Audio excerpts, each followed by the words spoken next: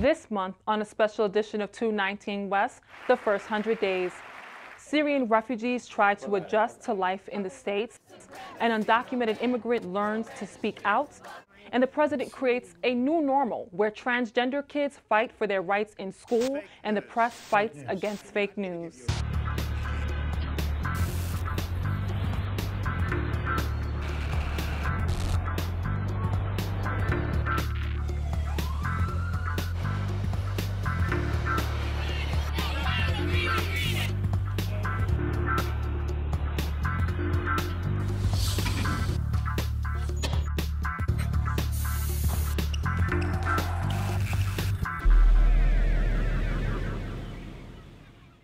Hello and welcome to the special edition of 219 West. I'm Mariah Brown. And I'm John Freya. April 29th marks the first 100 days of the Trump administration, a period traditionally seen as a measure of the president's ability to advance his agenda in Washington. Many had hoped the country would come together after a divisive campaign and an election in which the president won in spite of losing the popular count by nearly 3 million votes. But it's been a turbulent transition, and no one knows what will happen next. What we do know is that the past 100 days have been like no other. Here's Mira Karim.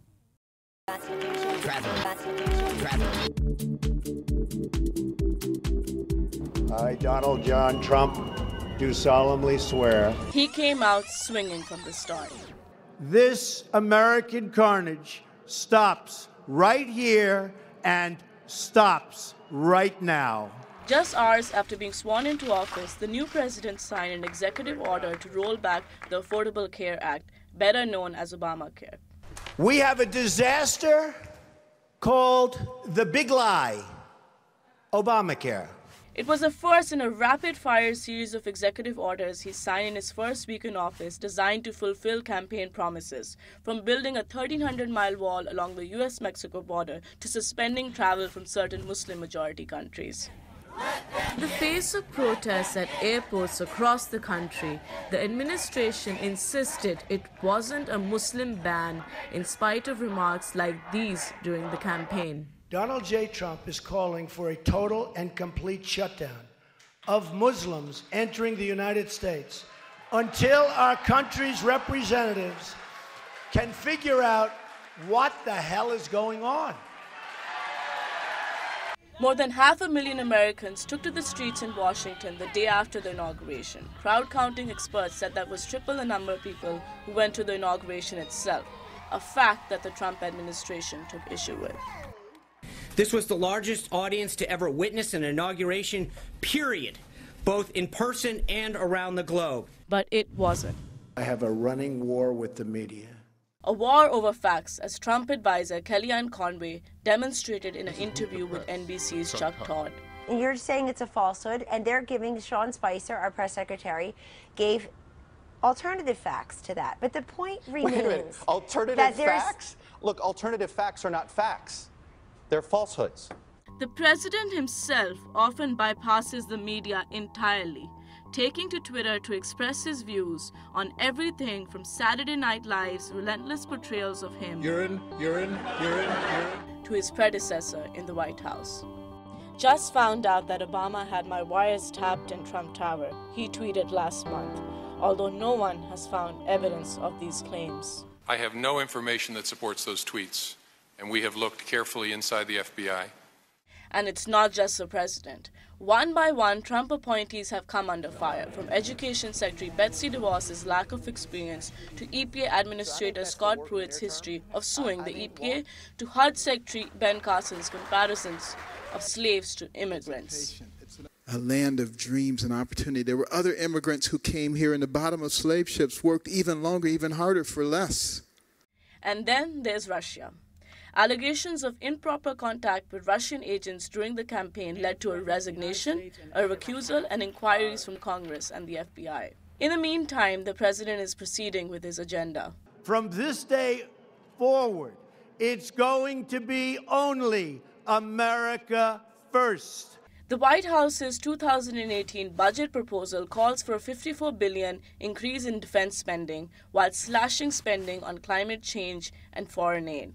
and it eliminates funding completely for 19 federal agencies, including the National Endowment for the Arts and the Corporation for Public Broadcasting, a major source of funding for NPR and PBS.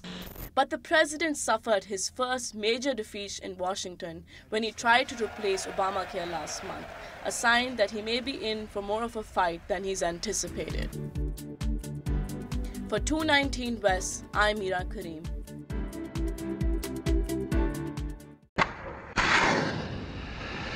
Earlier this month, the U.S. launched its first direct military action against the Syrian government since fighting began there 6 years ago. President Trump said the airstrike was in response to the Syrian government's use of chemical weapons against its own people, which killed scores of civilians, including children, and injured hundreds more. But critics say the president is sending mixed messages, taking military action in response to the atrocities taking place in Syria, but refusing to allow desperate civilians refuge in the United States. The president's so-called travel ban bars travelers from 6 majority Muslim countries and suspends the refugee resettlement program for 120 days. A federal judge has blocked the executive order from taking effect until it makes its way through the courts. But refugees who are already here say they're worried about what the order will mean for them and for other refugees. I spoke with 2 families from Syria who came here in search of a better life.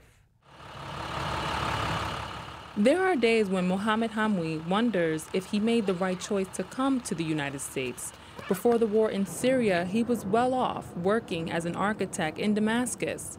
Today, he's a refugee living in Elizabeth, New Jersey, at a time when anti-Muslim and anti-refugee sentiment is high.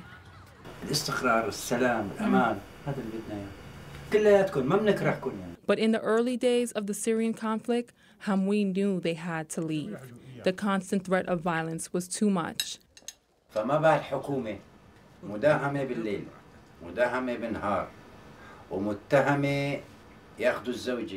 Hamwi has 2 young boys, Khalid and Ali.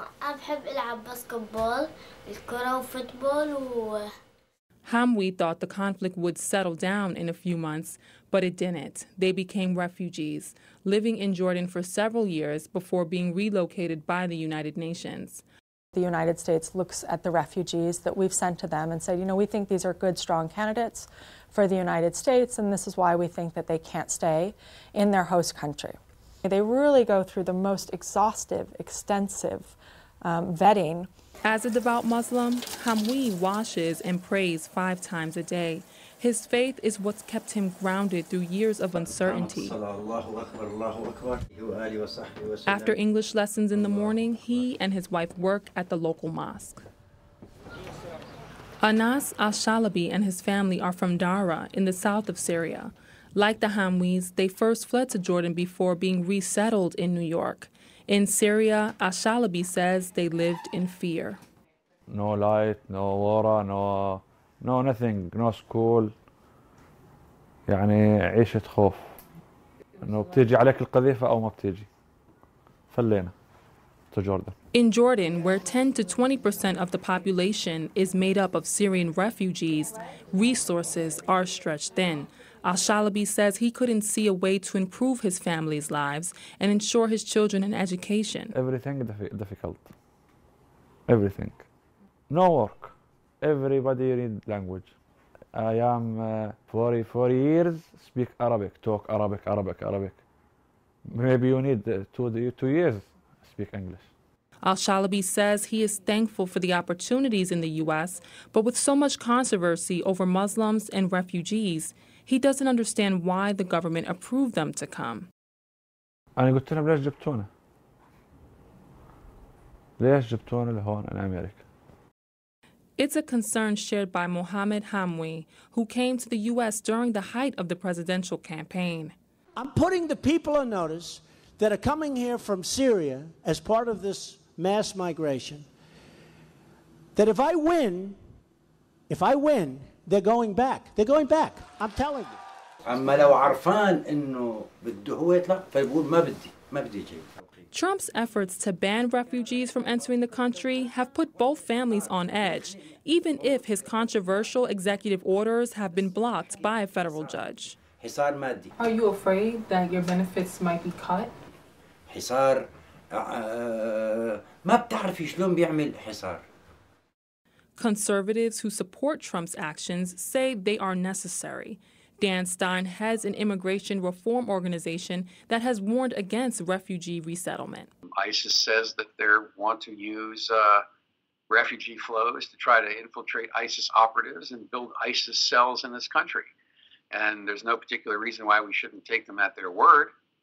But refugees like the Hamwis and al-Shalabis say that argument is insulting. ليش جينا على أمريكا؟ مشان نعيش ونستقر؟ مشان الاستقرار. وإذا ما بدي أنا عاد وين نروح على المريخ؟ بس ما أتاخذ أنا بنفس السبب. ما تحطوني مثله. أنا لا تشوفي مني شيء قولي مثله.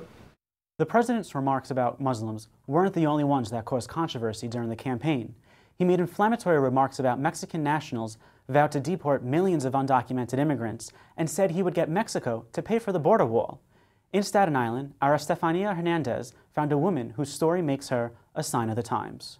Sylvia Paola Maceda feels like the new administration has it in for her. She's Mexican, she's undocumented, and she's a Muslim. A triple threat. The challenges I get with being a Mexican Muslim is the question that racist people ask me. Like, what they think a Muslim is like a dark girl with like really dark features. When they ask me, where are you from? And I'm like, I'm Mexican. Sylvia says Trump's rhetoric during the campaign and his recent executive actions have made her feel conspicuous and vulnerable as a Muslim woman. I realized that people around me, like in the city especially, that they don't want to be next to me. When I go to the city and I dress up in a abaya, which is like a whole body suit, and I'm wearing minimum makeup, they don't want to sit next to me. Sylvia was raised Catholic but converted to Islam 3 years ago after speaking with a friend about Muslims. He spoke very badly about them. Every day I was just looking into it, and it turned out to be the opposite from what he said. You know, it changed me. I became a better person, and reading the Quran, it was beautiful to me. For most of her life, Sylvia has lived in the shadows. Her parents brought her to the U.S. when she was only 4 years old. I didn't think I had much for me, you know. I couldn't legally work, and I just thought, I was like, wow, I was like, there's no point of me being here. But when she finished high school, she found out she was eligible for a new policy enacted by the Obama administration in 2012, Deferred Action for Childhood Arrivals, commonly known as DACA. The law protects undocumented immigrants who arrived in the U.S. as children against deportation and allows them to work. Sylvia was able to get a driver's license and pay for her education at CUNY's College of Staten Island. Getting DACA was like the ticket to everything, basically. I was able to work. It even gave her a chance to learn about the country she came from. As a student, she was able to participate in a program called Advanced Parole, which allowed her to travel to her hometown in Mexico for the first time in 17 years. I'm in Mexico. Estoy grabando un video para que mi mami vea. She returned 4 days before the inauguration because she worried she might not be able to re-enter once President Trump took office. Wow. We're getting you out. We will build a great wall, and we will stop illegal immigration for good. For now, DACA recipients remain protected, but with an unpredictable president comes increased insecurity for Sylvia and her family, and reports of increased raids on undocumented immigrants have Sylvia worried. It's scary because my name's under the system, so if he decides, you know what, those are easy targets to deport. Our name's in the system, my address, everything, and my family. So it's hard because you don't know what to expect anymore. Which is why Sylvia is speaking out. When I'm at a protest, the feelings I get is like, I get so emotional because you know how much hate there is in the world. There's so many people that are against like immigrants, Muslims. It feels so warming and beautiful to know that there's other like many thousands of people, millions of people that are here standing next to us. It feels beautiful to know that other people are fighting for our rights. Sylvia hopes telling her story will help others join that fight. For 219 West, I'm Estefania Hernandez in Staten Island. The new administration has been trumping tradition when it comes to the media, restricting access to the president and taking aim at the press. We sent our team inside the White House to find out what's really going on. Alex Lingoni reports. Every administration has had its issues with the press, but even the most experienced correspondents say that this president is different. I want you all to know that we are fighting the fake news. It's all fake news. It's all fake. Fake news. Fake news. Fake news. Fake news. Fake news. Fake news, his favorite insult. I called the fake news the enemy of the people, and they are. They are the enemy of the people.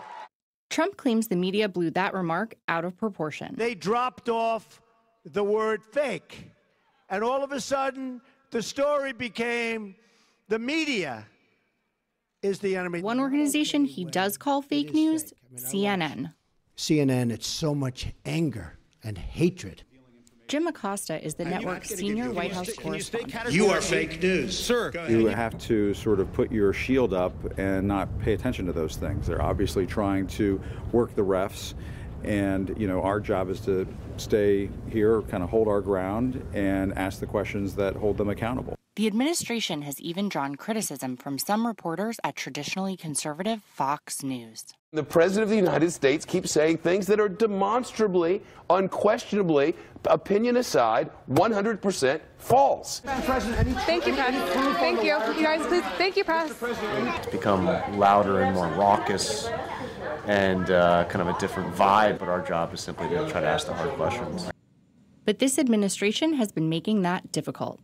We've advocated, for example, for the press corps to stay in the press room at the White House, which that sounds important. It is, and it's something that wasn't 100% a given at the beginning of the Trump administration. Wow. So that has worked out so far. We have a press pool continuing to travel with the president on Air Force One. Was that a challenge to get them to agree to that? It just wasn't a given. I'm pleased to offer the first ever Skype seat question. The White House has made attempts to diversify the media in the briefing room, letting small market reporters call in by Skype and calling on more conservative outlets. But some reporters worry about the consequences. As questions were circulating about Michael Flynn, there was a press conference and not one person asked about it, and that was the news of day. The questions were cherry-picked. The questioners were cherry-picked in any way. That's dangerous for democracy. At one point, Steve Bannon, the chief strategist for President Trump, said that we should just shut up. Well, guess what? We're not going to shut up. That's just not how it works here. In February, Press Secretary Sean Spicer held an impromptu briefing in his office and excluded major media outlets like the New York Times and CNN. They can kick us out of the briefing room. They can kick us out of the White House. We'll just go and set up our trucks on Pennsylvania Avenue and continue to do the news. The very concept of who or what is a journalist is at stake with the Trump White House. 28-year-old Lucian Wintridge is a provocative social media personality who gained fame for his portraits of half-naked young men called Twinks for Trump. We were very happy to be in the White House. Wintridge is a regular in the briefing room these days, though not an official member of the White House Correspondents Association.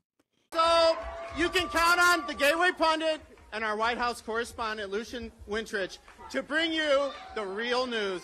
He's the newest writer for the right-wing blog Gateway Pundit, a site known for spreading hoaxes and rekindling the birther conspiracy suggesting Barack Obama wasn't born in the United States.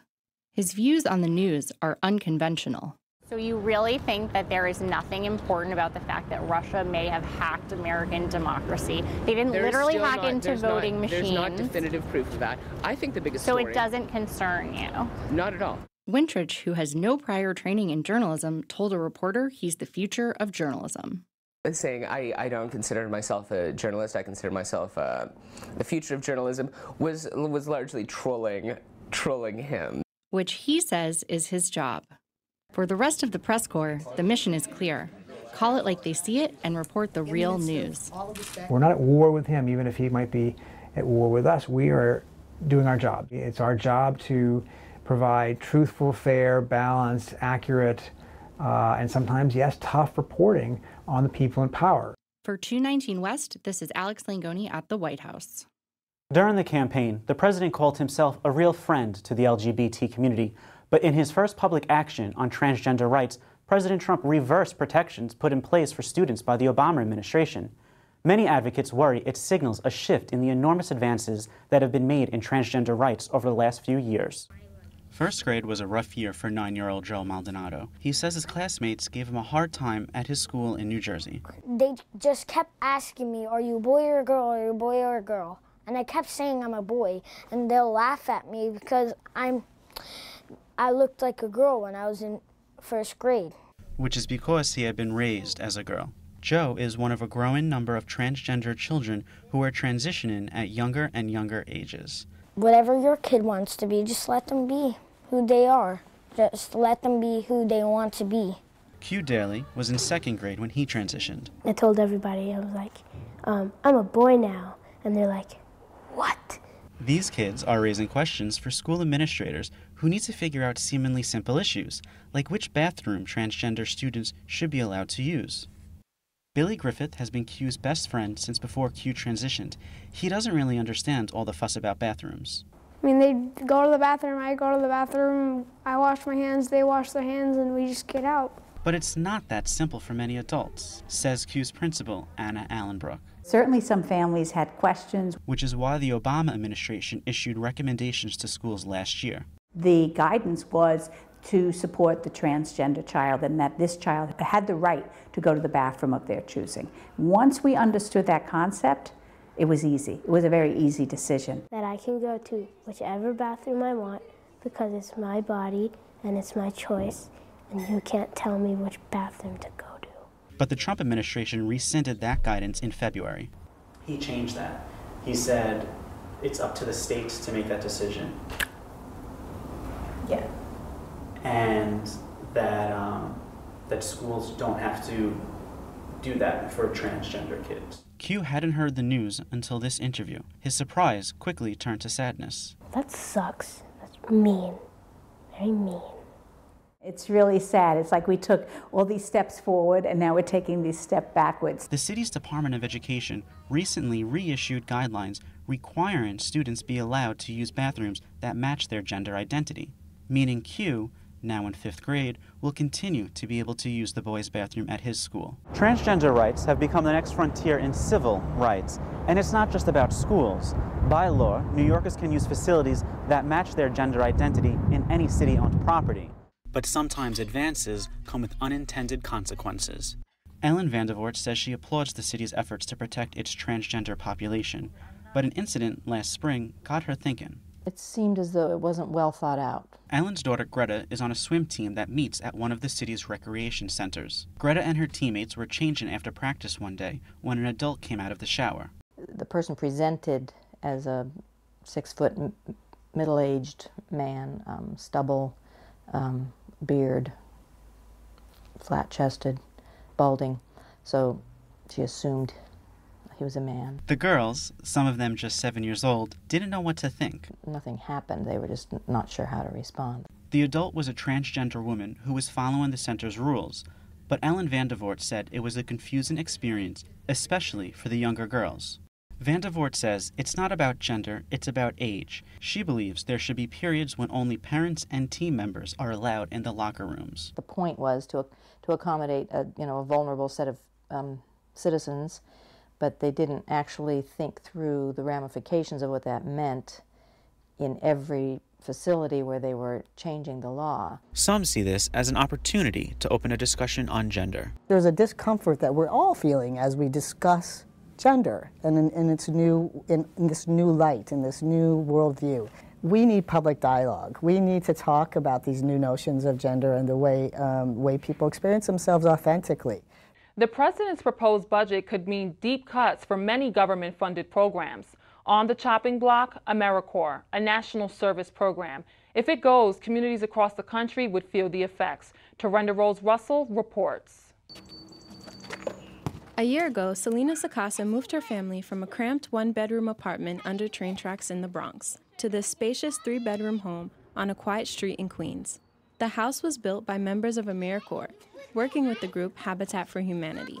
Sakasa says it's been life-changing. The quiet, no more trains, having a space for my kids to play, having space for them to just live and grow, and it's been amazing.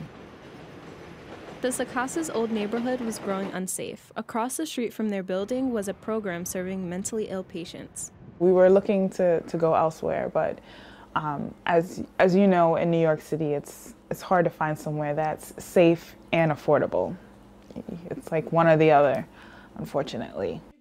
Without the help of programs like AmeriCorps, owning a place like this would be near impossible for Sakasa. It's big and it could fit it's like almost a mansion. And now, like a mansion. And now we have a dining table and it's separated from the living room. But under the Trump administration, far fewer families could get the same chance. The proposed budget defunds the Corporation for National Community Service, which funds AmeriCorps.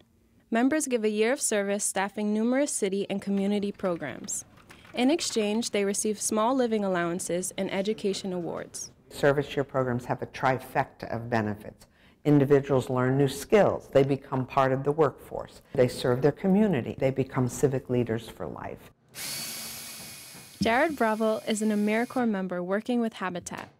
On a recent morning in March, he was overseeing volunteers who braved cold, miserable weather to help rebuild this home in Jamaica, Queens. I'm surprised at how much a group of volunteers and AmeriCorps and a small staff can accomplish. The ripple effect that this project has is far beyond just the family that I initially thought I'd be impacting. The Sakasa's quality of life has improved immeasurably in their new home. The two girls once had a brutal hour-and-a-half commute to school. Now their school is only 15 minutes away. 3 hours total commute for 2 little kids. It was too much. I would be really tired, so I would take a nap on the train. And then when we get there, I'll be super cranky. My dad always used to tell me that charity starts at home, and I think that housing, making sure that everyone has safe and affordable housing should be the government's top priority. However, with the cuts that they've been making, it's clear that it isn't. It's very unfortunate. So now before we start reading, I want you guys to look at some tricky words. Andron Sykes was an AmeriCorps member who worked with the program Teach for America. He continues to work as a teacher at a Brooklyn school where he served. Funding would be cut. That would kind of cut the doorway that I was afforded, the opportunity for more people to maybe teach in a region they never thought of or even enter the field of teaching. I think that that's very important. So to lose funding would be a horrible thing. There were many times that Congress reviewed the benefits of the program, and in each time they actually either kept it or increased it, because again, the benefits really outweigh the cost to the federal government. I will remain hopeful that the Congress does the right thing, and we're going to fight for every dollar that we think is important to our city. For 219 West, I'm Torinda Rose Russell in Jamaica, Queens. That's it for this special edition of 219 West. For all of us here at the CUNY Graduate School of Journalism, I'm Mariah Brown. And I'm John Freya. Thanks for watching.